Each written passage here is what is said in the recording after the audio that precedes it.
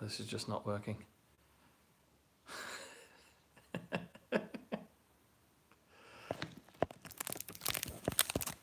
This is not working. This is not working. But is it working now? Let's find out. Hello, if anybody's out there. Can you see me? Can you hear me? I haven't got Martin with me today, which means that I am struggling on the technical side. Just to prove that to you, I'm now going to remove a piece of sellotape that was holding this in place. Let's remove that and let's see how we do if I set you up just here. Okay, dun dun dun dun dun dun dun dun. I wanted to do this in portrait, in landscape, not portrait, but for some reason it won't let me do that. So, oh, wobbly camera, wobbly camera, wobbly camera, don't wobble anymore. Let's set you up there. Okay, oh no. There we go. Okay, well, this is the first of a YouTube live stream. So hello to you. Thank you for joining us. We've got 2 thumbs up, 28 people. Oh, 27. Somebody's just disappeared. Can't be helped, I suppose, but there we go. I thought we would start, as always, with a little bit of a song. Hello from a girl in Vietnam. Hello to you, Chu. Hi, how do you do? Good stuff. Let's get this live stream underway. Here we go. Oh, hey! Hello, boys and girls. Oh. This is my school. And I'm Where is waiting he? for Bob. I'm going to give him a tour. Hi, Steve! Oh, is this your school? Yeah! Hello to you, my friend, this is my school. Listen to the teachers and follow every rule. There isn't anyone here, the school is empty. But I can show you around, please just follow me. Welcome to my school. This is my classroom, as you can see. There are chairs and desks for everyone and me. I stand in front of the kids and tell them what to do. But there isn't any time to sit, no, it's on the tour with you. Okay. Use there is a when there's one.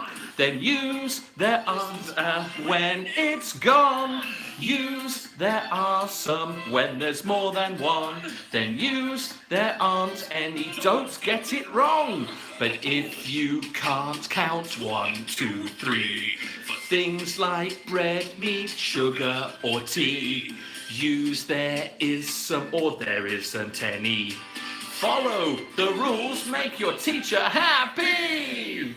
There we go. 1, 2, 3, 4. Continue on the tour. A little something that I am working on. It's a new book. It's Wow Silver. We've got all the colours to cover from primary school all the way up to where are we? To the ages of 11 or 12. Hello to people in Japan. Konnichiwa. Watashi wa Steve Sensei. Genki desu ka? Sugoi genki ne. I had an opportunity. Oh no. I told you. Yeah.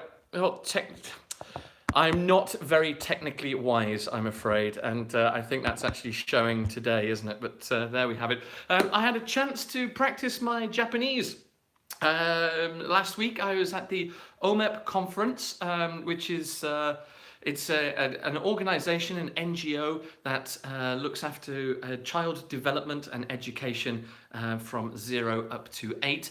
I had a little thing to present there. I think that went well, but we did have some delegates from Japan, so I practiced a little bit of my Japanese.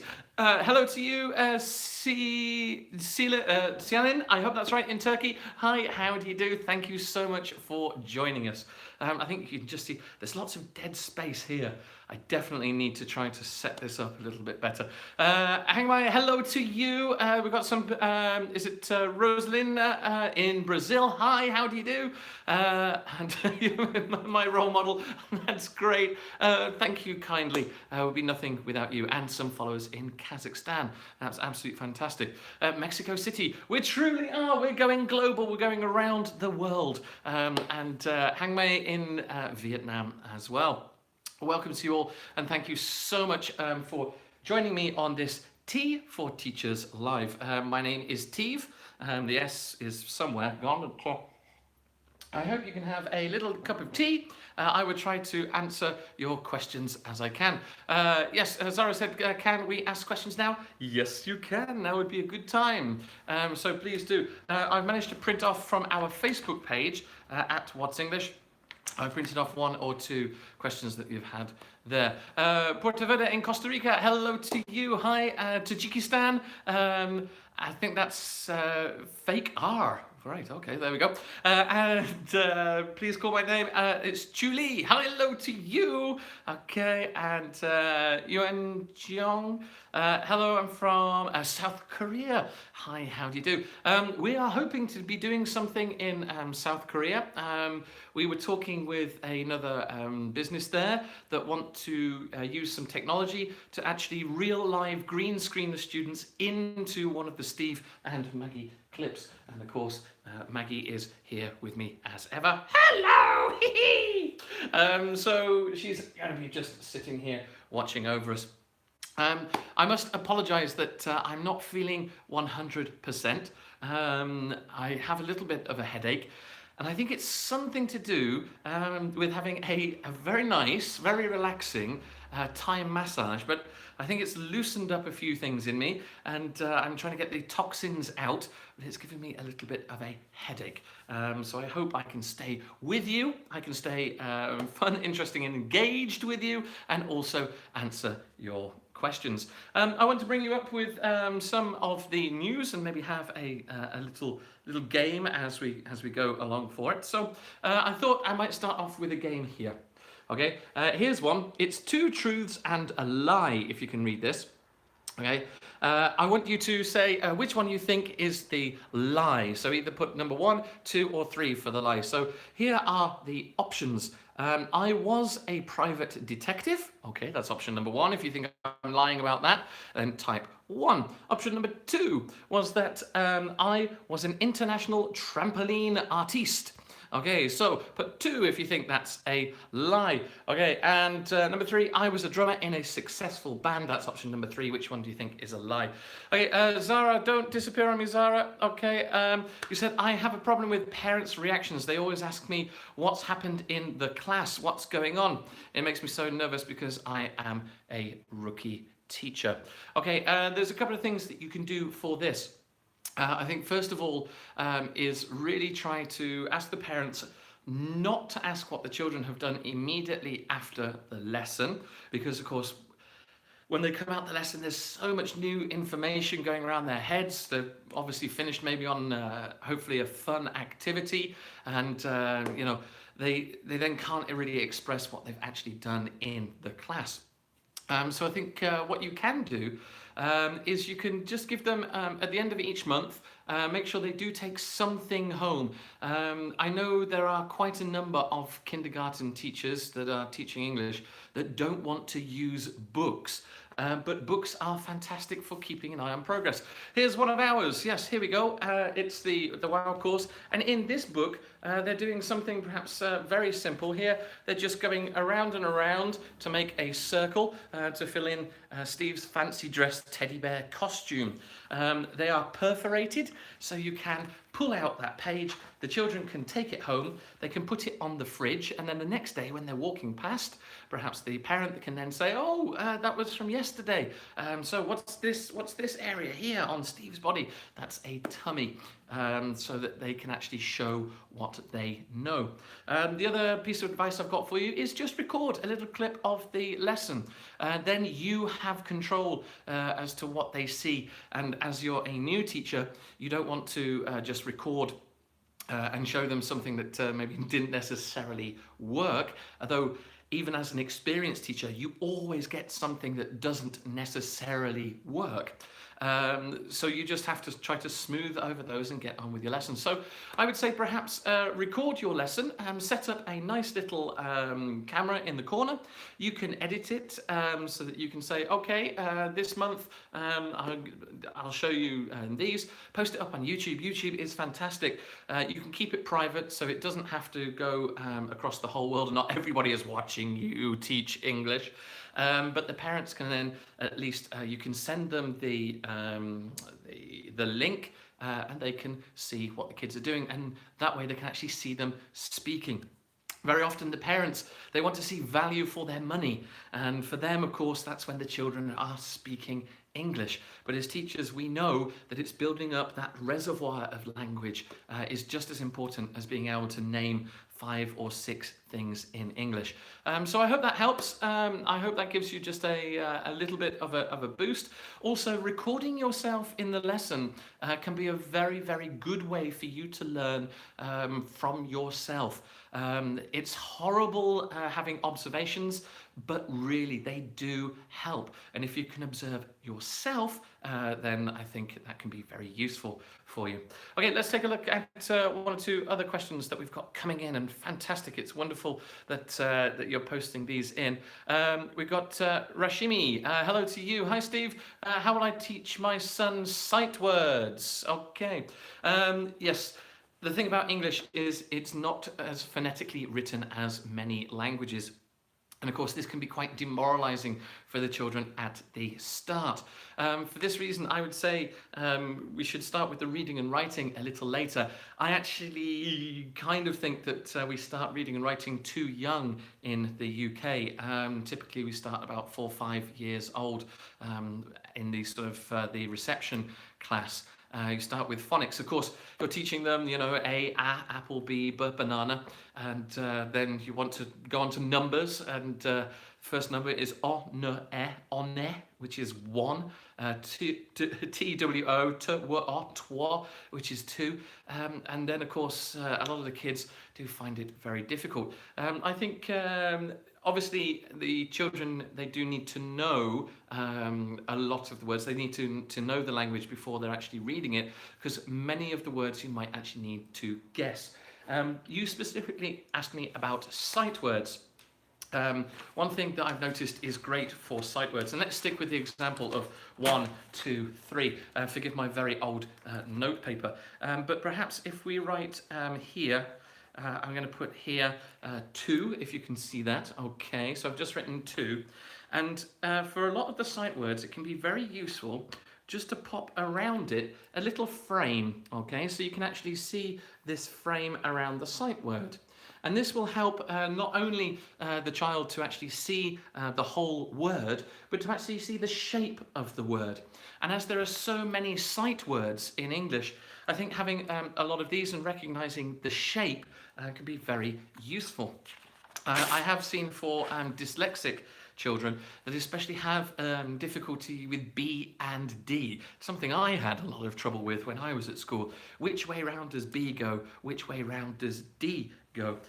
So when you write something like bed, okay, which I've just scribbled down on my sheet of paper here, and again we put that box around it, then you'll actually notice that the bed looks like a bed, because obviously we've got the long line here, the long line here, and just to help the children out a little bit, okay, we can see that you can happily lie down in the bed.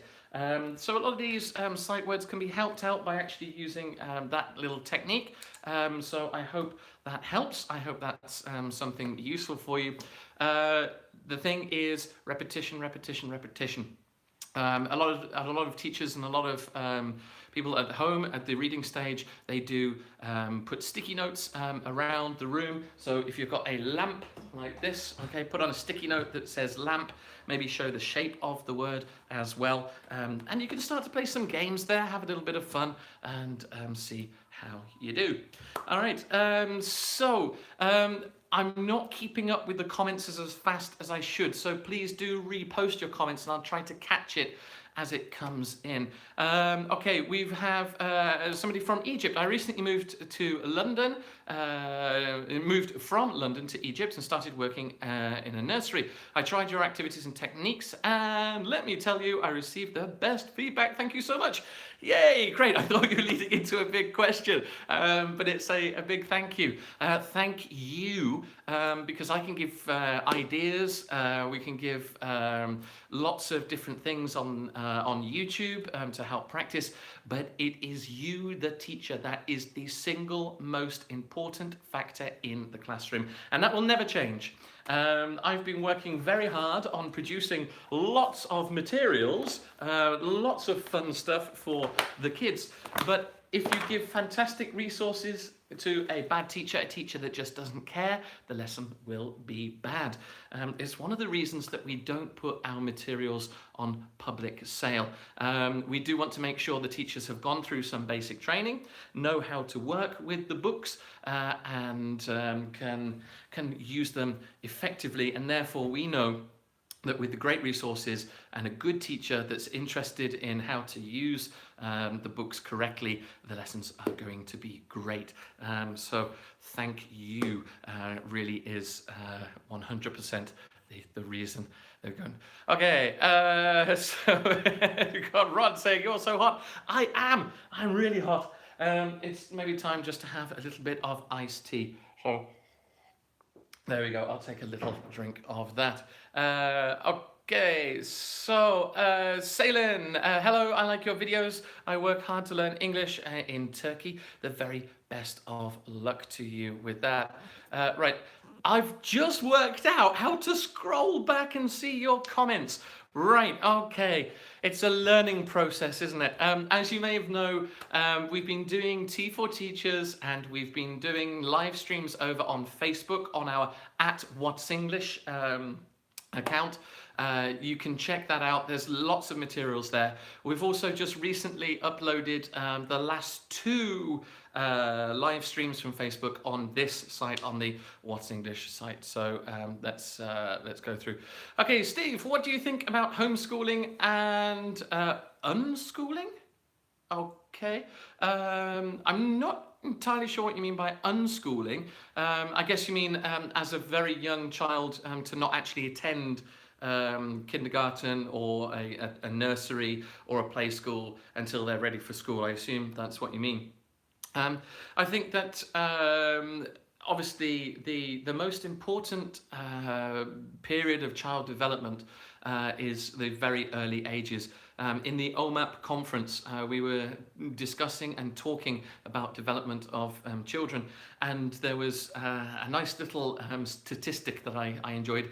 It said, well, $1 invested in the child under the age of 3 actually saves around $17 later in any sort of like extra care or development that child might need. Of course, we're talking here about children that are in difficult circumstances, so trying to catch that early.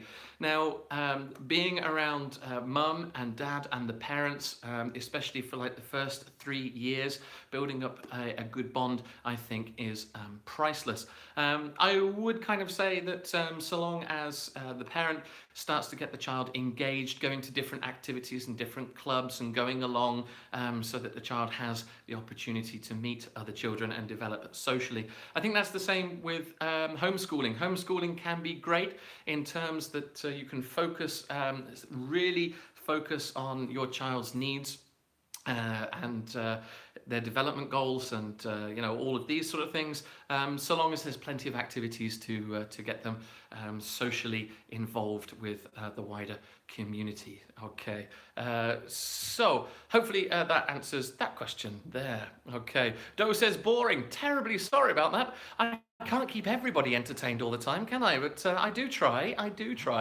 Okay, let's scroll back. Please read my question. I'm sorry if it's not posted and scrolling up, then I'm not going to catch it. So I do apologize for that. Okay. Okay. Where are we? Nobody will hire me. Okay, I'm terribly sorry to hear that. I think perhaps what you can do there is I would try to get involved in lots of kids clubs and different things like that. I would do lots of voluntary work. I would say record yourself working with the children, because the one thing we know from recruiting and training teachers is that you never know what somebody is like until you see their teacher face.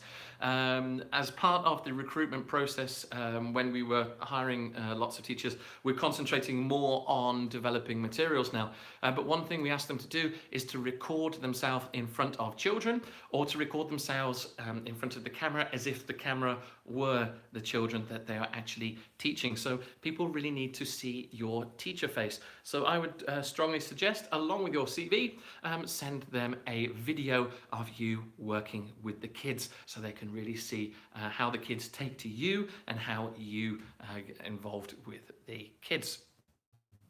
Right, okay, let's jump in. Yes, okay, again, I'm just looking at Zara's question here, with the parents keep asking what they did in each lesson, and they expect you to teach new words in every single lesson. I think this is where, if you are following a particular curriculum, you can open it up. You can show them what you're doing, and you can show them the pacing that you are working on, and you can add to it.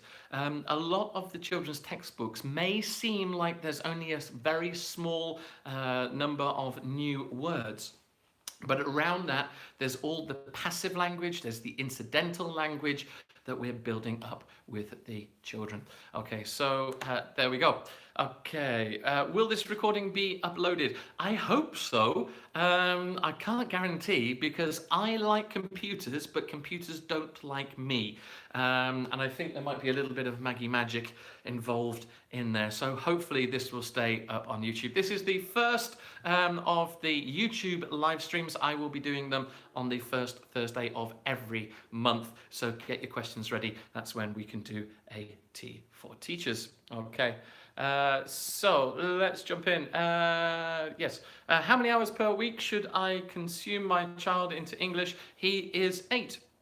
Okay, the way to build up a language, fluency, is really exposure to the language. At the age of 8, I think it will be fine. My wife is not English. We are a bilingual family, and the children, they pretty much have a sort of like 50-50 split between the two languages. Obviously with me, I use English, and with their mother's mother tongue. I think that makes sense. Mother's tongue, and I would say, so long as the content is good, it's not trash, that's going to melt their brains, then I wouldn't worry too much, and try to use the language with them. That would be my answer to you there. Okay, so is there a curriculum for nursery students or not? Okay, is there a curriculum for nursery students or not that I could use as a guide? To www.wowenglish.com, you will see some of our materials. Also in there is the teaching manual. Okay, so there's lots of information, lots of bits of information about teaching using our materials. I obviously can't flick through all of it for you, but there's a lot of things there. And there's also a game bank where we go through and give lots of ideas for loads of different games, as well as a teacher's book. So there's lots of materials there. I think on the website you can see our rough curriculum, so you could check that out. Okay, right, let's see where we are with your wonderful comments. Yuria, hello, it's cool, yay, thank you, it's always nice to hear. Please answer regarding the position, are they too confusing? Sorry, Bench Kibby, if you can post your question again, I'll try to grab it as I go through. Okay. Can you tell me easily how to teach ADHD and LD students? I think there's no... Obviously, there's no kind of like one golden rule to it. Somebody's got to go to bed. Okay, good night, sleep tight, mind the bed bugs do not bite. If they do, squeeze them tight, or they'll come back tomorrow night.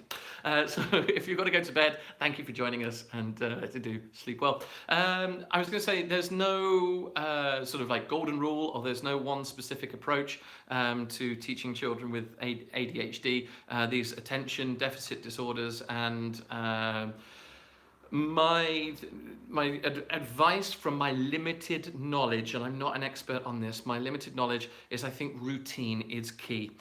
So these children are able to predict the routine. Generally speaking, in a class, what I like to do is go from a high energy activity to a low level energy activity and go between the two. The younger the children, the quicker I will switch. The older the children, the more I will give time to go through that process. But I think for these children, knowing that there will be something where they can move and they can get a little bit of that energy out is good. And knowing that there will be a stop before they become overstimulated, over hyperactive, there will be a little bit of a time where that sort of drops off again. Okay, so that's just like a little bit. Okay, so somebody's got to go to bed. She said prepositions, not position. Okay. Right, prepositions, are they too confusing? I don't think so. When teaching prepositions, I would keep it really physical. The game that I like to do when I'm teaching prepositions is called physical prepositions. There's a method to my madness. I usually ask the children to stand behind the chair, in front of the chair, by the chair, between the chairs, on the chair, and under the chair. This way we can sort of, it can get a physical sense of what it's like to be in different locations and the relation to the other object.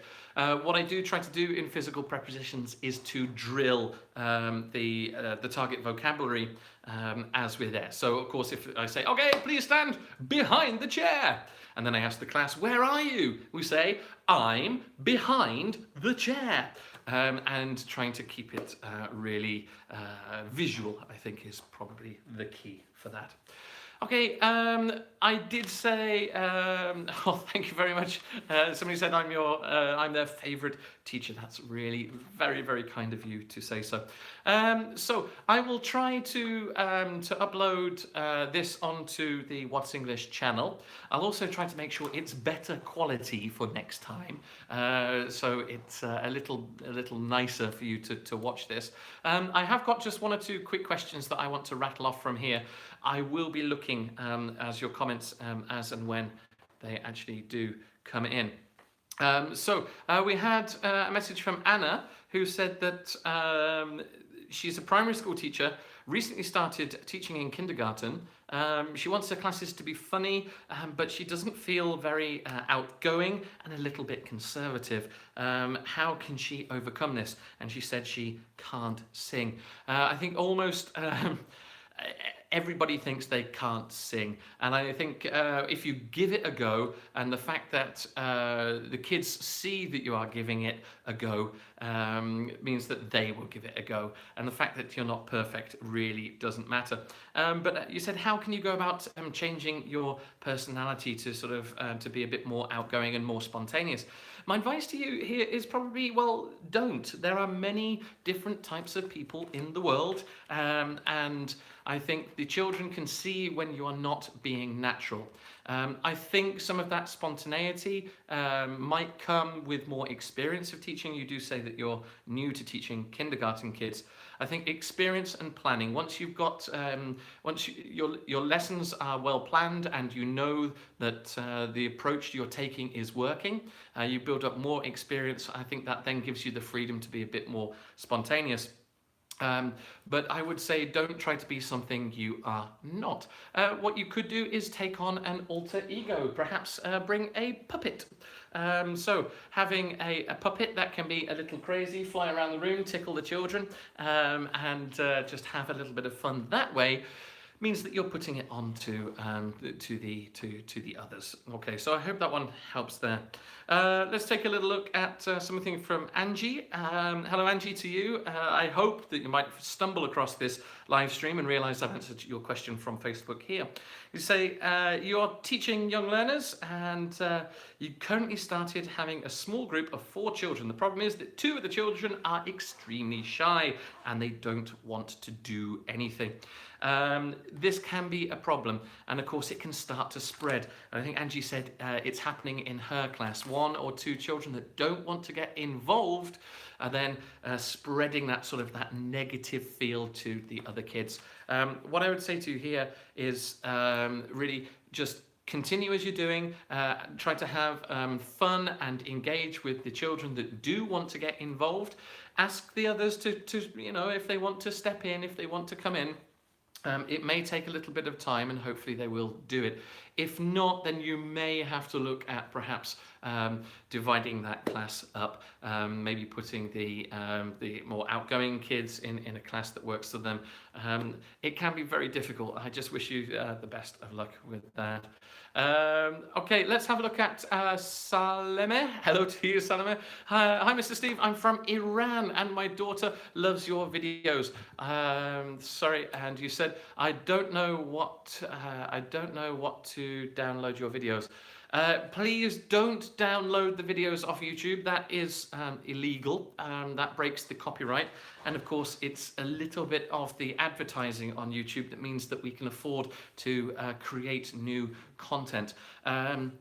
Just between us, because I'm alone in the office, I can tell you there should be an app coming soon. I'm hoping it will be ready for September. So on the Google Play Store, on the App Store for Apple, we are hoping that there will be an app available soon for you to download. Isn't that exciting? You see, it was worth coming now. Okay, we've got, is it Mapha? Hello to you. Hi, please say hello to my son, Andre. Okay, he doesn't believe you are here.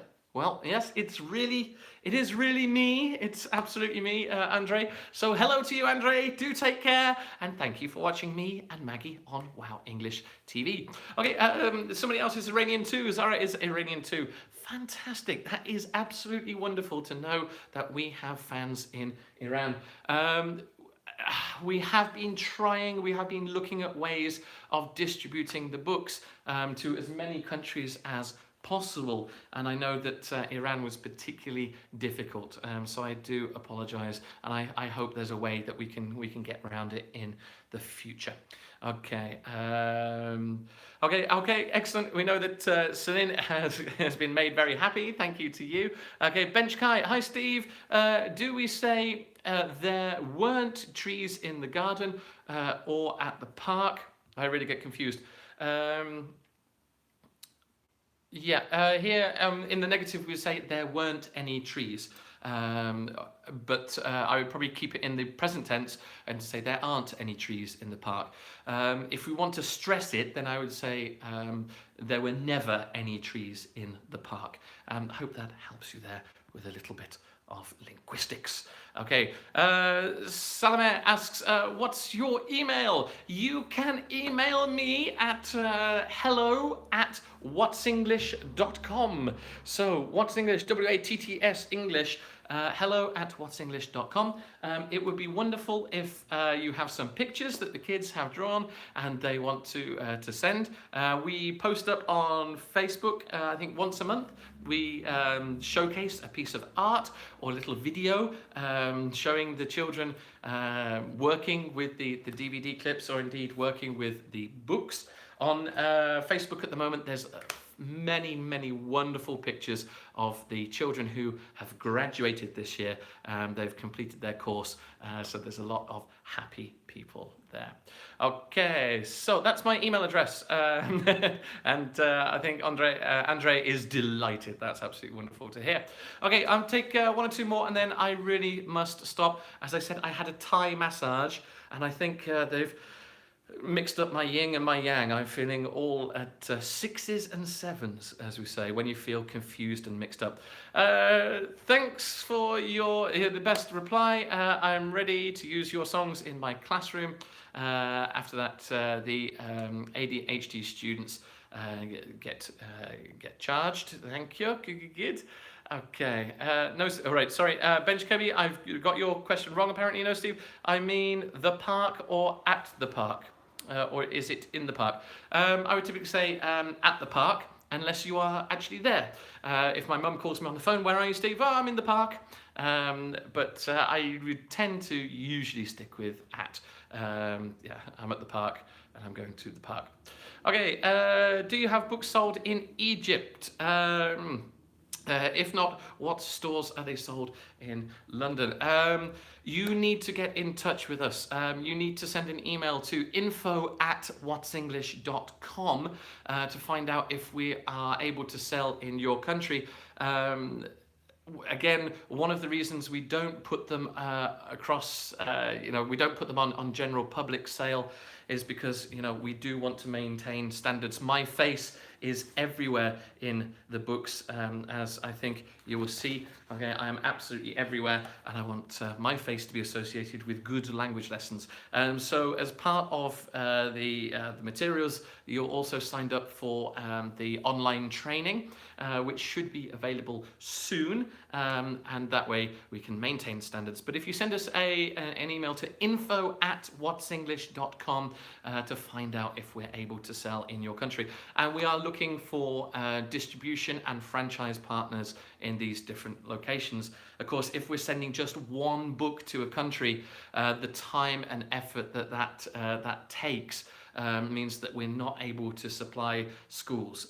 So if it's a good number of books, or if you're able to help us to distribute in your area, then that's obviously great, and we can get the books to many more children around the world. Okay, so what's your suggestion for a 1-hour kids teaching plan? Okay. Again, I would keep it varied. I would stick to a routine. I would go between high energy and low energy activities. I would go between freer activities and more controlled activities, and I would have activities that jump between practicing accuracy and fluency. That's easy for me to say, and it's a lot harder to actually produce. But again, go to wowenglish.com to see the materials that we've got on sale there. Okay, good. Do take care. Yeah, okay, you can watch you all day without getting bored. Well, that's great to hear, but I do think there might be 1 or 2 people that are getting bored. But I will be back. Actually, no, I won't. In August, I'm taking a little break from the live streaming, so I won't be around on the first Thursday of August, but I will be around on the first Thursday of September. So if you put any questions into the comments section, I'll try to scoop them all up, and we'll try to answer those the next time we get together and we have a live stream. So from Maggie, yeah, and myself, okay, we'll see you soon. I say thank you so much for joining us on the live stream. Do take care. Without you, what I do would be pointless, and thank you. If you'd like to say thank you to us, then check us out. We are on Patreon, patreon.com/Steve and Maggie. Okay, Zara's still confused. Sorry, how low to more energy or from more energy to low energy? Varied. I would go between, start off with some high energy stuff, but you need to do some high energy stuff, but make sure the children are not getting hyperactive. Do some lower, more focused, concentrating sort of work, but not so long that they get fidgety, they get ants in their pants, and they start sort of like shifting around. Go back to a high energy. And for the kindergarten, the really young kids, I would keep that bouncing between the two. For older kids, you can make it a little bit smoother and spend a little longer doing perhaps the sit-down activities. Okay, do take care. I'm really sorry, but I do have to say bye-bye. Thank you so much. Okay. Cheerio. Bye-bye.